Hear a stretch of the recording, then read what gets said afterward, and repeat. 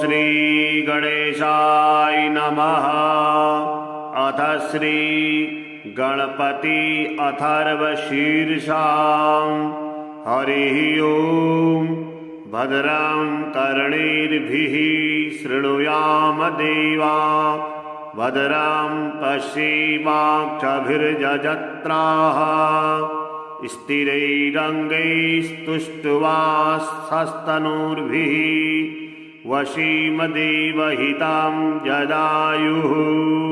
नमस्ते गणपतये त्वमेव प्रत्यक्षं तत्त्वमसि, त्वमेव केवलं कर्तासि, त्वमेव केवलं धर्तासि, त्वमेव केवलं हर्तासि, त्वमेव सर्वं खल्विदं ब्रह्मासि। त्वं साक्षादात्मासि नित्यं, ऋतं वच्मि सत्यं वच्मि। अवत्वं माम् अववक्तारम् अवश्रोतारम् अवदातारम् अवधातारम् अवानुचानमवशिष्यम् अवपश्चातात्ता अवपुरस्तात्ता अवोत्तरातात्ता अवदक्षिणातात्ता अवचोर्ध्वातात्ता अवाधरातात्ता। सर्वतो मां पाहि पाहि समन्तात्ता।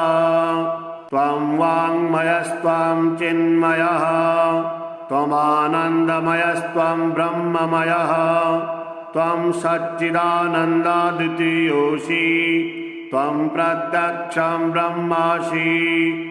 त्वं ज्ञानमयो विज्ञानमयोऽसि। सर्वं जगदिदं तत्तु जायते, सर्वं जगदिदं तत्तिष्ठति, सर्वं जगदिदं त्वयि लयमेष्यति, सर्वं जगदिदं त्वयि प्रतीति। त्वं भूमिरापो नलो नीलो नभः, त्वं चत्वारि वाक्पदानि। त्वं गुणत्रयातीतः, त्वमवस्थात्रयातीतः, त्वं देहत्रयातीतः, त्वं कालत्रयातीतः। त्वं मूलाधारस्थितोऽसि नित्यं, त्वं शक्तित्रयात्मकः। त्वां योगिनो ध्यायन्ति नित्यं। त्वं ब्रह्मा त्वं विष्णुस्त्वं रुद्रस्त्वं इन्द्रस्त्वं अग्निस्त्वं वायुस्त्वं सूर्यस्त्वं चन्द्रमास्त्वं ब्रह्मभूर्भुवः स्वरूप। कर्णादिं पूर्वमुच्चार्य वर्णादिं तदनन्तरम् अनुस्वारः परतरः अर्धेन्दुलसितं तारेण ऋद्धम्। एतत्तौपमनुष्यरूपं गकारः पूर्वरूपम् अकारो मध्यमरूपम् अनुस्वारः शान्तरूपम् बिन्दुरुत्तररूपम् नादः सन्धानं संहिता सन्धिः। सैषा गणेशविद्या गणकऋषिः निसृगायत्री छन्दः गणपतिर्देवता। ॐ गणपतये नमः। एकदन्ताय विद्महे वक्रतुण्डाय धीमहि तन्नो दन्तिः प्रचोदयात्। एकदन्तं चतुर्हस्तं पाशमङ्कुशधारिणम् अभयं तवरदं हस्तैर्बिभ्राणां मूषकध्वजम्। रक्तं लम्बोदरं शूर्पा कर्णकं रक्तवाससं रक्तगन्धानुलिप्ताङ्गं रक्तपुष्पैः सुपूजितं भक्तानुकम्पिनं देवं जगत्कारणमच्युतम्। आविर्भूतं च सृष्ट्यादौ प्रकृतेः पुरुषात् परम्। एवं ध्यायति यो नित्यं स योगी योगिनां वरः। नमो व्रातपतये नमो गणपतये नमः प्रमथपतये नमस्ते लम्बोदराय एकदन्ताय विघ्नविनाशिने शिवसुताय श्रीवरदमूर्तये नमो नमः। एतद् अथर्वशीर्षां योधीति स ब्रह्मभूयाय कल्पते, स सर्वतः सुखमेधते, स सर्वविघ्नैर्न बाध्यते, स पञ्चमहापापात् प्रमुच्यते, सायमधियानो दिवस्कृतं पापं नाशयति, प्रातर्धियानो रात्रिकृतं पापं नाशयति, सायं प्रातः प्रयुञ्जानो अपापो भवति, सर्वत्राधियानो अभिघ्नो भवति, धर्मार्थकाममोक्षं च विन्दति। इदम् अथर्वशीर्षमशिष्याय नदीयम्, यो यदि मोहाद्दास्यति स पापीयान् भवति, सहस्रावर्तनाद्यं ज्ञं कामधीति तं तमनेन साधयेत्, अनेन गणपतिभिषिञ्चति शवाग्नि भवति, चतुर्थ्यान् मनस्नन् जपति स विद्यावान् भवति, स यशोवान् भवति। इत्यथर्ववाक्यं ब्रह्माद्यावरणं विद्यात् न विवेदि कदाचनेति, यो दुर्वान् कुलेर्यजति स वैश्रवणोपमो भवति, यो लाजेर्यजति स यशोवान् भवति, स मेधावान् भवति, यो मोदकसहस्रेण यजति स वाञ्छितफलमवाप्नोति, यः साजसमिद्भिर्यजति स सर्वं लभते, स सर्वं लभते। अष्टौ ब्राह्मणान् सम्यक् गृहीत्वा सूर्यवर्चस्वी भवति, सूर्यग्रहे महानद्यां प्रतिमासन्निधौ वा जपत्वा सिद्धमन्त्रो भवति, महाविघ्नात् प्रमुच्यते, महादोषात् प्रमुच्यते, महापापात् प्रमुच्यते, स सर्वविद् भवति, स सर्वविद् भवति, यैवं वेद इत्युपनिषद। नमस्ते गणपतये त्वमेव प्रत्यक्षं तत्त्वमसि, त्वमेव केवलं कर्तासि, त्वमेव केवलं धर्तासि, त्वमेव केवलं हर्तासि, त्वमेव सर्वं खल्विदं ब्रह्मासि, त्वं साक्षादात्मासि नित्यं। ऋतं वच्मि सत्यं वच्मि, अवत्वं माम् अववक्तारम् अवश्रोतारम् अवदातारम् अवधातारम् अवानुचानमवशिष्यम् अवपश्चात्ता अवपुरस्तात्ता अवोत्तरात्ता अवदक्षिणात्ता अवचोर्ध्वात्ता अवाधरात्ता सर्वतो मां पाहि पाहि समन्तात्ता। त्वं वाङ्मयस्त्वं चिन्मयः त्वमानन्दमयस्त्वं ब्रह्ममयः त्वं सच्चिदानन्दाद्वितीयोऽसि त्वं प्रत्यक्षं ब्रह्मासि त्वं ज्ञानमयो विज्ञानमयोऽसि सर्वं जगदिदं तत्तु जायते सर्वं जगदिदं तत्तिष्ठति सर्वं जगदिदं त्वयि लयमेष्यति सर्वं जगदिदं त्वयि प्रतीति। त्वं भूमिरापो नलो नीलो नभः त्वं चत्वारि वाक्पदानि त्वं गुणत्रयातीतः त्वमवस्थात्रयातीतः त्वं देहत्रयातीतः त्वं कालत्रयातीतः त्वं मूलाधारस्थितोऽसि नित्यं त्वं शक्तित्रयात्मकः त्वां योगिनो ध्यायन्ति नित्यं त्वं ब्रह्मा त्वं विष्णुस्त्वं रुद्रस्त्वं इन्द्रस्त्वं अग्निस्त्वं वायुस्त्वं सूर्यस्त्वं चन्द्रमास्त्वं ब्रह्म भूर्भुवः स्वरूप। कर्णादिं पूर्वमुच्चार्य वर्णादिं तदनन्तरम् अनुस्वारः परतरः अर्धेन्दुलसितां तारेण रिद्धम् एतत्तौपवनस्यरूपं गकारः पूर्वरूपम् अकारो मध्यमरूपम् अनुस्वारः शान्तरूपम् बिन्दुरुत्तररूपम् नादः सन्धानं संहिता सन्धिः शैषा गणेशविद्या गणकऋषिः निसृग्गायत्री छन्दः गणपतिर्देवता ॐ गङ्गणपतये नमः। एकदन्ताय विद्महे वक्रतुण्डाय धीमहि तन्नो दन्तिः प्रचोदयात्।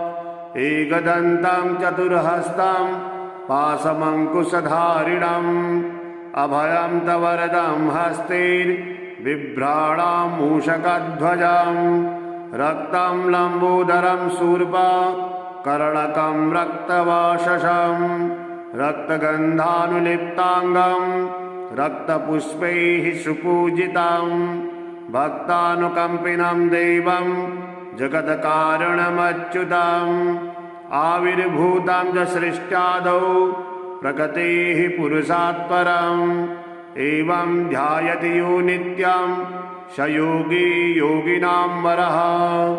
नमो व्रातपतये नमो गणपतये नमः प्रमथपतये नमस्ते लम्बोदराय एकदन्ताय विघ्नविनाशिने शिवसुताय श्रीवरदमूर्तये नमो नमः। एतदथर्वशीर्षां योधीति स ब्रह्मभूयाय कल्पते स सर्वतः सुखमेधते स सर्वविघ्नैर्न बाध्यते स पञ्चमहापापात् प्रमुच्यते सायमधियानो दिवस्कृतं पापं नाशयति प्रातर्धियानो रात्रिकृतं पापं नाशयति सायं प्रातः प्रयुञ्जानो अपापो भवति सर्वत्राधियानो अभिघ्नो भवति धर्मार्थकाममोक्षं च विन्दति।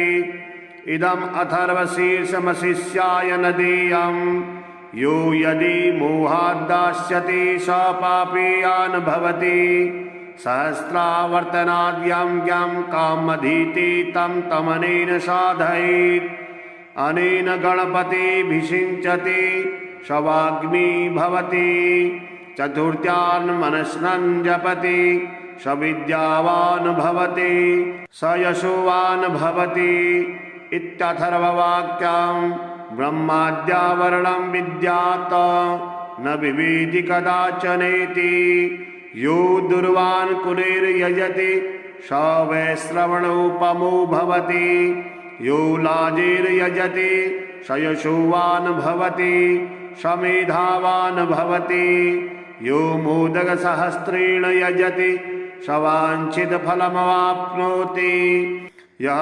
साजसमिद्भिर्यजति स सर्वं लभते स सर्वं लभते।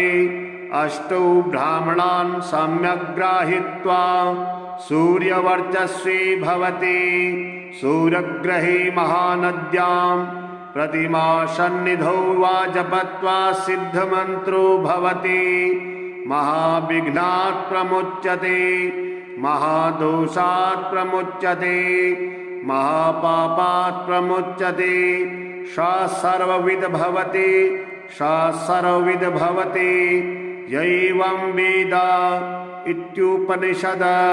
नमस्ते गणपतये त्वमेव प्रत्यक्षं तत्त्वमसि त्वमेव केवलं कर्तासि त्वमेव केवलं धर्तासि त्वमेव केवलं हर्तासि त्वमेव सर्वं खल्विदं ब्रह्मासि त्वं साक्षादात्मासि नित्यं ऋतं वच्मि सत्यं वच्मि अवत्वं माम् अववक्तारम् अवश्रोतारम् अवदातारम् अवधातारम् अवानुचानमवशिष्यम् अवपश्चात्ता अवपुरस्तात्ता अवोत्तरात्ता अवदक्षिणात्ता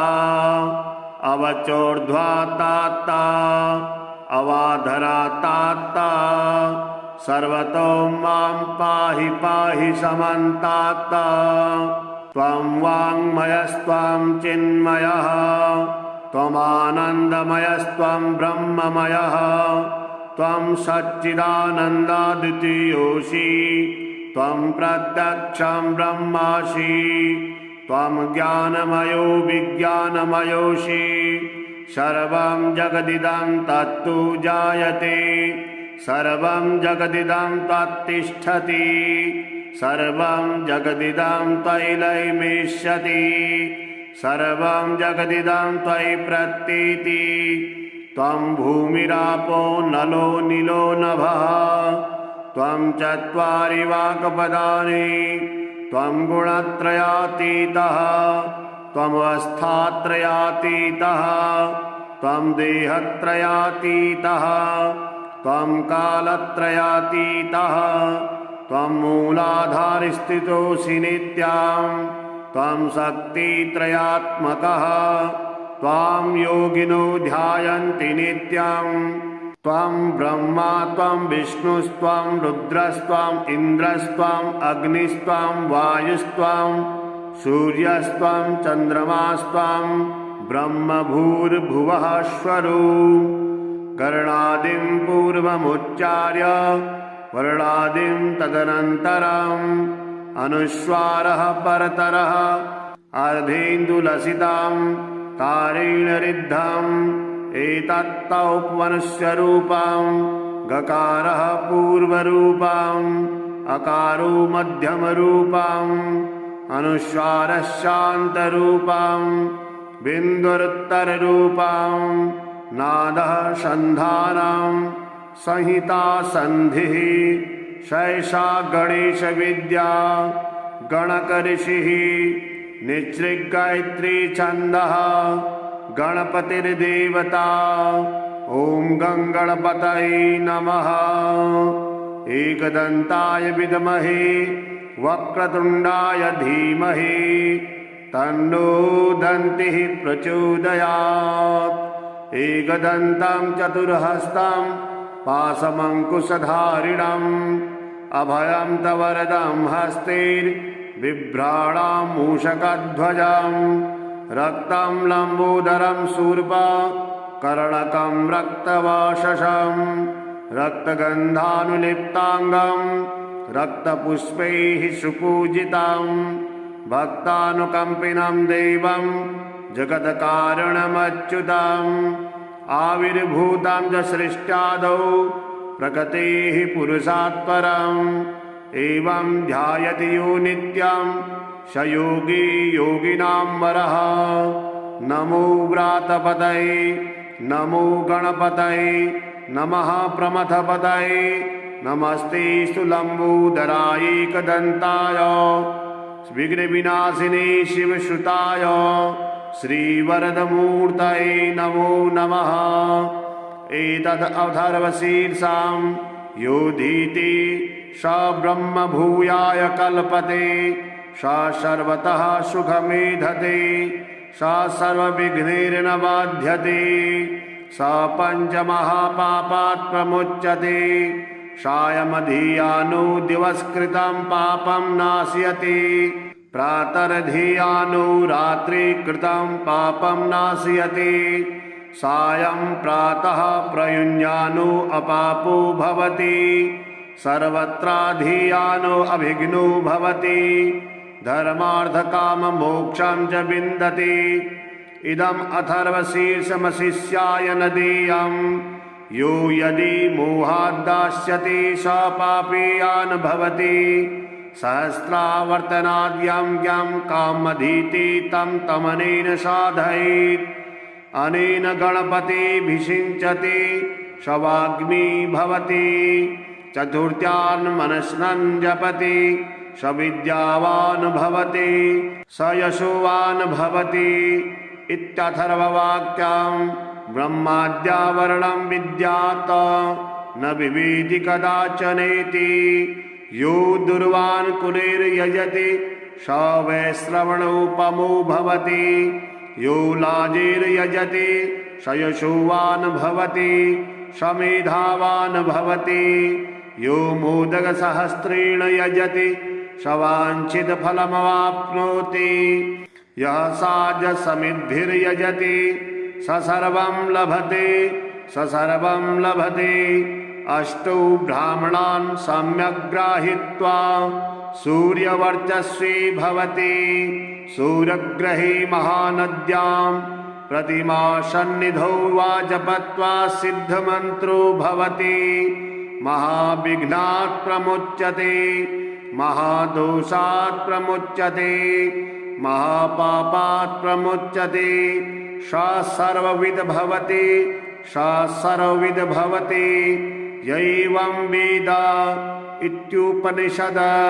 नमस्ते गणपतये त्वमेव प्रत्यक्षं तत्त्वमसि त्वमेव केवलं कर्तासि त्वमेव केवलं धर्तासि त्वमेव केवलं हर्तासि त्वमेव सर्वं खल्विदं ब्रह्मासि त्वं साक्षादात्मासि नित्यं ऋतं वच्मि सत्यं वच्मि अवत्वं माम् अववक्तारम् अवश्रोतारम् अवदातारम् अवधातारम् अवानुचानमवशिष्याम् अवपश्चातात्ता अवपुरस्तात्ता अवोत्तरातात्ता अवदक्षिणातात्ता अवचोर्ध्वातात्ता अवाधरातात्ता सर्वतो मां पाहि पाहि समन्तात्ता त्वं वाङ्मयस्त्वं चिन्मयः त्वमानन्दमयस्त्वं ब्रह्ममयः त्वं सच्चिदानन्दाद्वितीयोऽसि त्वं प्रत्यक्षं ब्रह्मासि त्वं ज्ञानमयो विज्ञानमयोऽसि सर्वं जगदिदं तत्तु जायते सर्वं जगदिदं त्वत्तिष्ठति सर्वं जगदिदं त्वयि लयमेष्यति सर्वं जगदिदं त्वयि प्रतीति त्वं भूमिरापो नलो नीलो नभः त्वं चत्वारि वाक्पदानि त्वं गुणत्रयातीतः त्वमवस्थात्रयातीतः त्वं देहत्रयातीतः त्वं कालत्रयातीतः त्वं मूलाधारस्थितोऽसि नित्यं त्वं शक्तित्रयात्मकः त्वां योगिनो ध्यायन्ति नित्यं त्वं ब्रह्मा त्वं विष्णुस्त्वं रुद्रस्त्वं इन्द्रस्त्वं अग्निस्त्वं वायुस्त्वं सूर्यस्त्वं चन्द्रमास्त्वं ब्रह्मभूर्भुवः स्वरू कर्णादिं पूर्वमुच्चार्य वर्णादिं तदनन्तरम् अनुस्वारः परतरः अर्धेन्दुलसितं तारेण रिद्धम् एतत्तौपमनुष्यरूपं गकारः पूर्वरूपम् अकारो मध्यमरूपम् अनुस्वारः शान्तरूपम् बिन्दुरुत्तररूपम् नादः सन्धानं संहिता सन्धिः शैषा गणेशविद्या गणकऋषिः निसृगायत्री छन्दः गणपतिर्देवता ॐ गणपतये नमः। एकदन्ताय विद्महे वक्रतुण्डाय धीमहि तन्नो दन्तिः प्रचोदयात्। एकदन्तं चतुर्हस्तं पाशमङ्कुशधारिणम् अभयं तवरदं हस्तैर्बिभ्राणां मूषकध्वजम् रक्तं लम्बोदरं शूर्पा कर्णकं रक्तवाशसं रक्तगन्धानुलिप्ताङ्गं रक्तपुष्पैः सुपूजितं भक्तानुकम्पिनं देवं जगत्कारणमच्युतम् आविर्भूतं च सृष्ट्यादौ प्रकृतेः पुरुषात् परम् एवं ध्यायति यो नित्यं स योगी योगिनां वरः। नमो व्रातपतये नमो गणपतये नमः प्रमथपतये नमस्ते लम्बोदराय एकदन्ताय विघ्नविनाशिने शिवसुताय श्रीवरदमूर्तये नमो नमः। एतद् अथर्वशीर्षां योधीति स ब्रह्मभूयाय कल्पते स सर्वतः सुखमेधते स सर्वविघ्नैर्न बाध्यते स पञ्चमहापापात् प्रमुच्यते सायमधियानो दिवस्कृतं पापं नाशयति प्रातर्धियानो रात्रिकृतं पापं नाशयति सायं प्रातः प्रयुञ्जानो अपापो भवति सर्वत्राधियानो अभिघ्नो भवति धर्मार्थकाममोक्षं च विन्दति।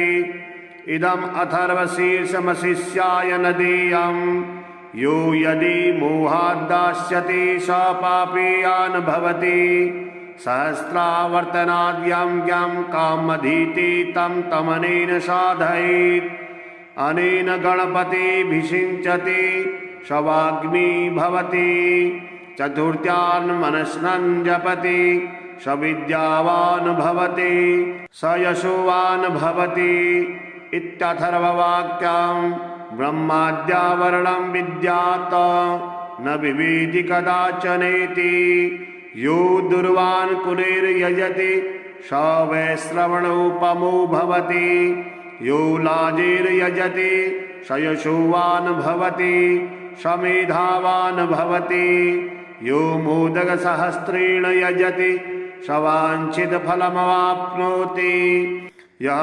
साजसमिद्भिर्यजति स सर्वं लभते स सर्वं लभते। अष्टौ ब्राह्मणान् सम्यक् गृहीत्वा सूर्यवर्चस्वी भवति सूर्यग्रहे महानद्यां प्रतिमासन्निधौ वा जपत्वा सिद्धमन्त्रो भवति महाविघ्नात् प्रमुच्यते महादोषात् प्रमुच्यते महापापात् प्रमुच्यते स सर्वविद् भवति स सर्वविद् भवति यैवं वेद इत्युपनिषद।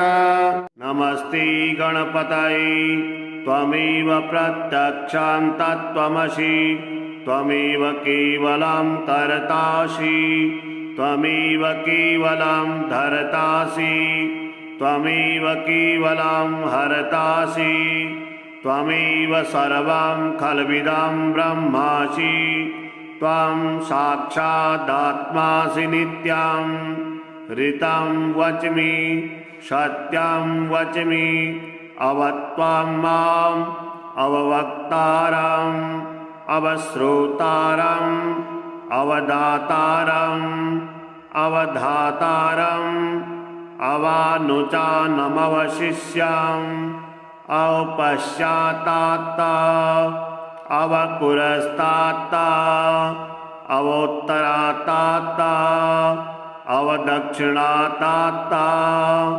अवचोर्ध्वात्ता अवाधरात्ता सर्वतो मां पाहि पाहि समन्तात्ता त्वं वाङ्मयस्त्वं चिन्मयः त्वमानन्दमयस्त्वं ब्रह्ममयः त्वं सच्चिदानन्दाद्वितीयोऽसि त्वं प्रत्यक्षं ब्रह्मासि त्वं ज्ञानमयो विज्ञानमयोऽसि सर्वं जगदिदं तत्तु जायते सर्वं जगदिदं तत्तिष्ठति सर्वं जगदिदं त्वयि लयमेष्यति सर्वं जगदिदं त्वयि प्रतीति त्वं भूमिरापो नलो नीलो नभः त्वं चत्वारि वाक्पदानि त्वं गुणत्रयातीतः त्वमवस्थात्रयातीतः त्वं देहत्रयातीतः त्वं कालत्रयातीतः त्वं मूलाधारस्थितोऽसि नित्यं त्वं शक्तित्रयात्मकः त्वां योगिनो ध्यायन्ति नित्यं त्वं ब्रह्मा त्वं विष्णुस्त्वं रुद्रस्त्वं इन्द्रस्त्वं अग्निस्त्वं वायुस्त्वं सूर्यस्त्वं चन्द्रमास्त्वं ब्रह्मभूर्भुवः स्वरू कर्णादिं पूर्वमुच्चार्य वर्णादिं तदनन्तरम् अनुस्वारः परतरः अर्धेन्दुलसितं तारेण रिद्धम् एतत्तौपवनस्यरूपं गकारः पूर्वरूपम् अकारो मध्यमरूपम् अनुस्वारः शान्तरूपम् बिन्दुरुत्तररूपम्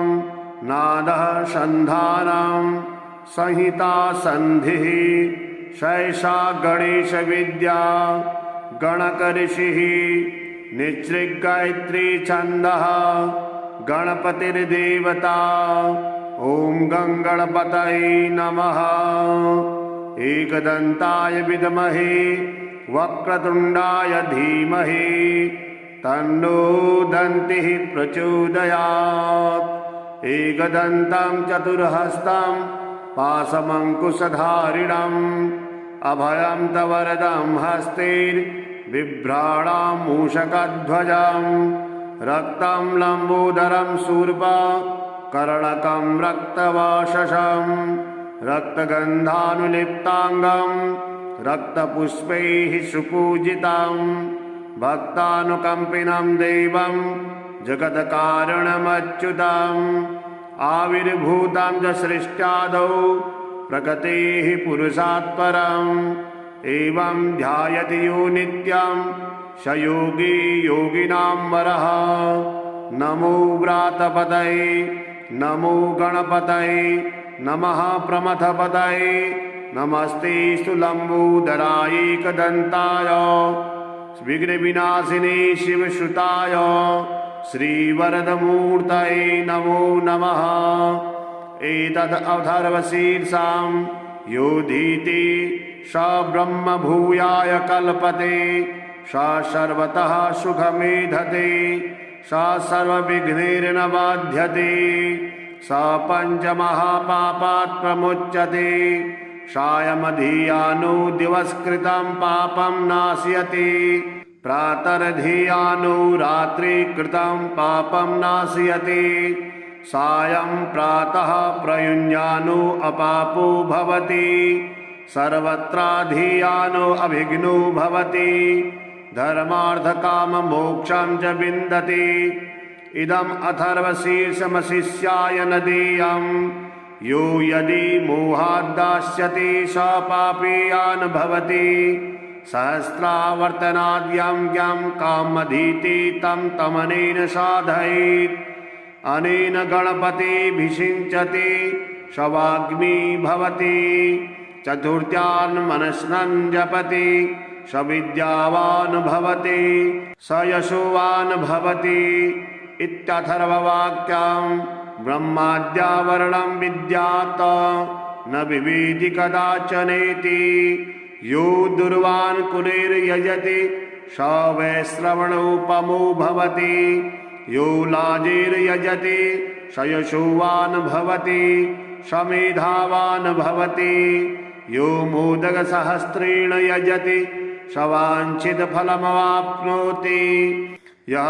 साजसमिद्भिर्यजति स सर्वं लभते स सर्वं लभते।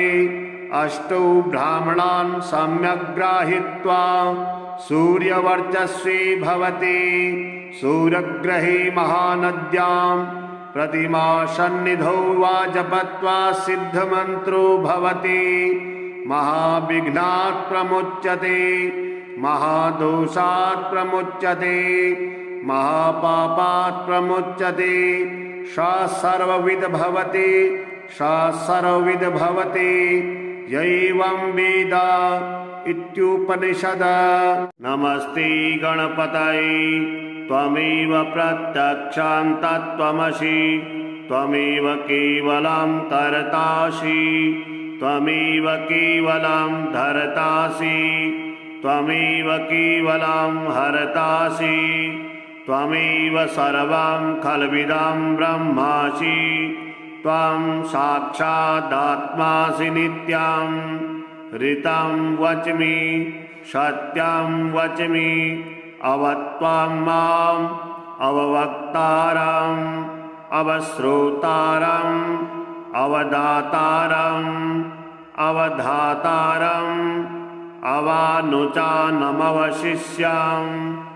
अवपश्चातात्ता अवपुरस्तात्ता अवोत्तरातात्ता अवदक्षिणातात्ता अवचोर्ध्वातात्ता अवाधरातात्ता सर्वतो मां पाहि पाहि समन्तात्ता त्वं वाङ्मयस्त्वं चिन्मयः त्वमानन्दमयस्त्वं ब्रह्ममयः त्वं सच्चिदानन्दाद्वितीयोऽसि त्वं प्रत्यक्षं ब्रह्मासि त्वं ज्ञानमयो विज्ञानमयोऽसि सर्वं जगदिदं तत्तु जायते सर्वं जगदिदं तत्तिष्ठति सर्वं जगदिदं त्वयि लयमिष्यति सर्वं जगदिदं त्वयि प्रतीति त्वं भूमिरापो नलो नीलो नभः त्वं चत्वारि वाक्पदानि त्वं गुणत्रयातीतः त्वमवस्थात्रयातीतः त्वं देहत्रयातीतः त्वं कालत्रयातीतः त्वं मूलाधारस्थितोऽसि नित्यं त्वं शक्तित्रयात्मकः त्वां योगिनो ध्यायन्ति नित्यं त्वं ब्रह्मा त्वं विष्णुस्त्वं रुद्रस्त्वं इन्द्रस्त्वं अग्निस्त्वं वायुस्त्वं सूर्यस्त्वं चन्द्रमास्त्वं ब्रह्मभूर्भुवः स्वरूप कर्णादिं पूर्वमुच्चार्य वर्णादिं तदनन्तरम् अनुस्वारः परतरः अर्धेन्दुलसितं तारेण ऋद्धम्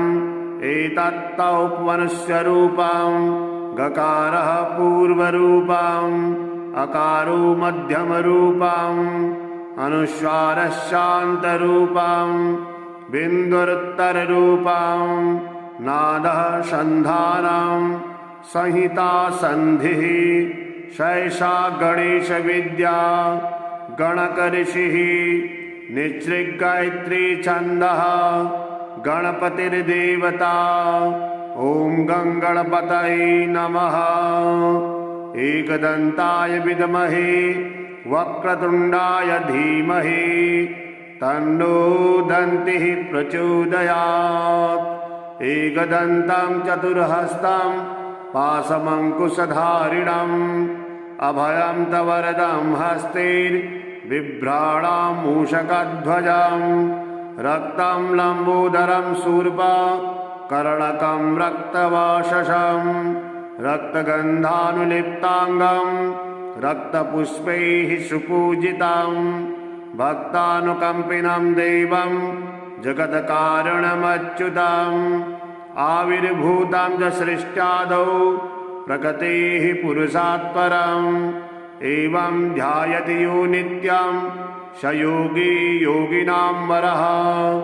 नमो व्रातपतये नमो गणपतये नमः प्रमथपतये नमस्ते लम्बोदराय एकदन्ताय विघ्नविनाशिने शिवसुताय श्रीवरदमूर्तये नमो नमः।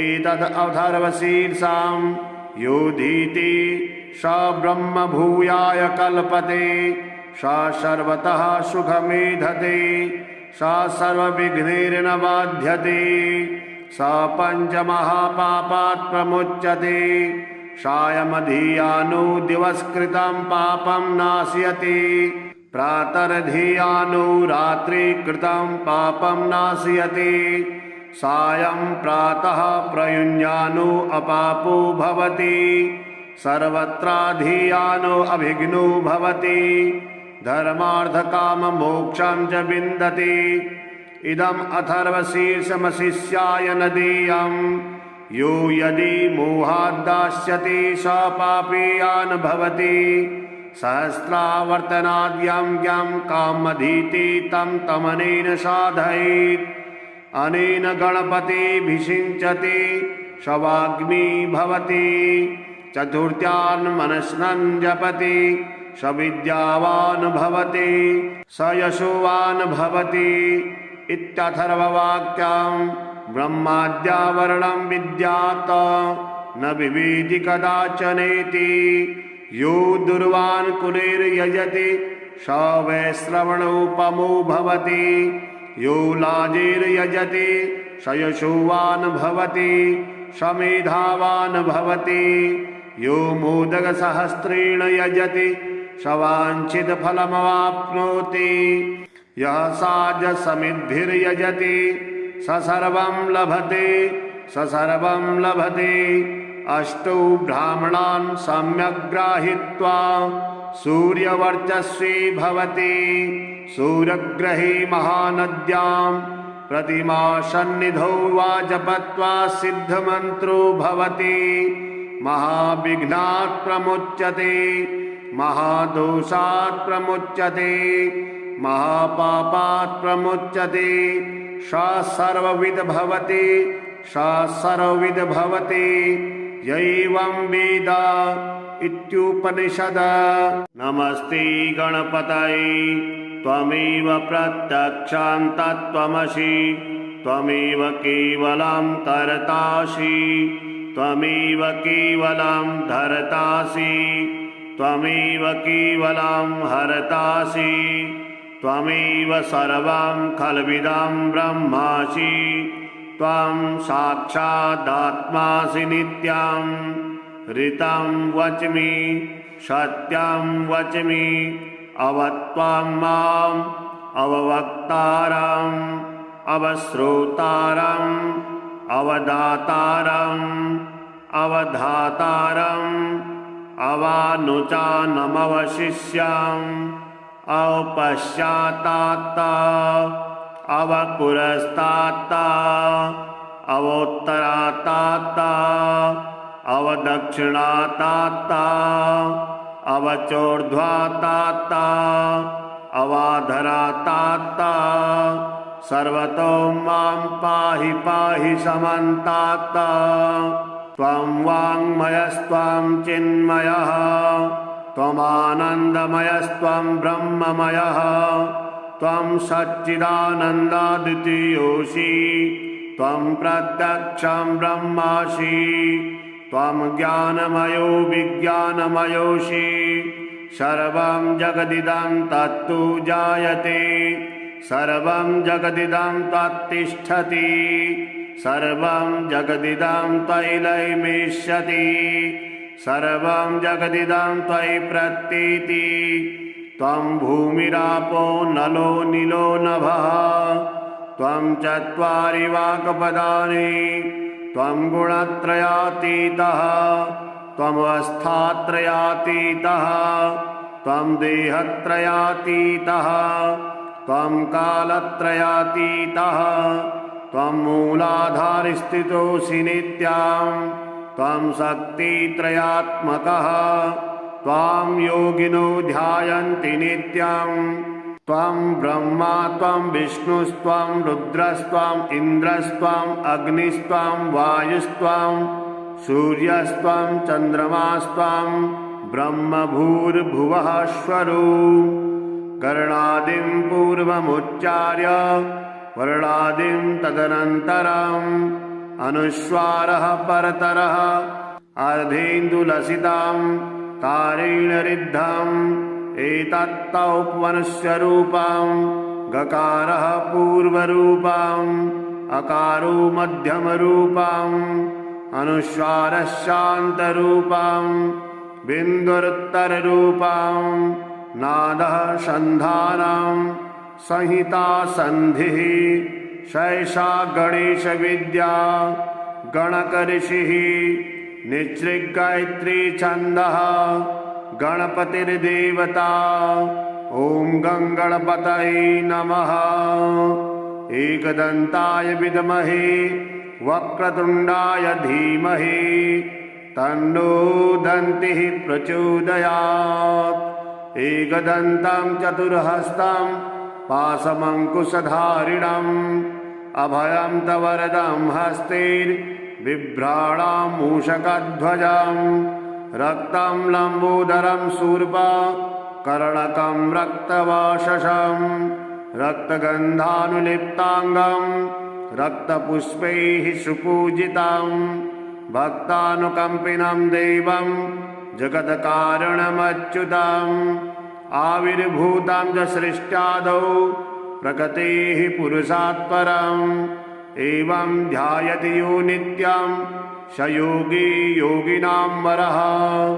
नमो व्रातपतये नमो गणपतये नमः प्रमथपतये नमस्ते लम्बोदराय एकदन्ताय विघ्नविनाशिने शिवसुताय श्रीवरदमूर्तये नमो नमः। एतद् अथर्वशीर्षां योधीति स ब्रह्मभूयाय कल्पते स सर्वतः सुखमेधते स सर्वविघ्नैर्न बाध्यते स पञ्चमहापापात् प्रमुच्यते सायमधियानो दिवस्कृतं पापं नाशयति प्रातर्धियानो रात्रिकृतं पापं नाशयति सायं प्रातः प्रयुञ्जानो अपापो भवति सर्वत्राधियानो अभिघ्नो भवति धर्मार्थकाममोक्षं च विन्दति। इदम् अथर्वशीर्षमशिष्याय न देयं यो यदि मोहाद्दास्यति स पापीयान् भवति सहस्रावर्तनाद्यं ज्ञं कामधीति तं तमनेन साधयेत् अनेन गणपतिभिषिञ्चति शवाग्नि भवति चतुर्थ्यान् मनस्नन् जपति स विद्यावान् भवति स यशोवान् भवति इत्यथर्ववाक्यं ब्रह्माद्यावरणं विद्यात् न विविधि कदाचनेति यो दुर्वान् कुलेर्यजति स वैश्रवणोपमो भवति यो लाजिर्यजति स यशोवान् भवति स मेधावान् भवति यो मोदकसहस्रेण यजति स वाञ्छितफलमवाप्नोति यः साजसमिद्भिर्यजति स सर्वं लभते स सर्वं लभते। अष्टौ ब्राह्मणान् सम्यक् गृहीत्वा सूर्यवर्चस्वी भवति सूर्यग्रहे महानद्यां प्रतिमासन्निधौ वा जपत्वा सिद्धमन्त्रो भवति महाविघ्नात् प्रमुच्यते महादोषात् प्रमुच्यते महापापात् प्रमुच्यते स सर्वविद् भवति स सर्वविद् भवति य एवं वेद इत्युपनिषद।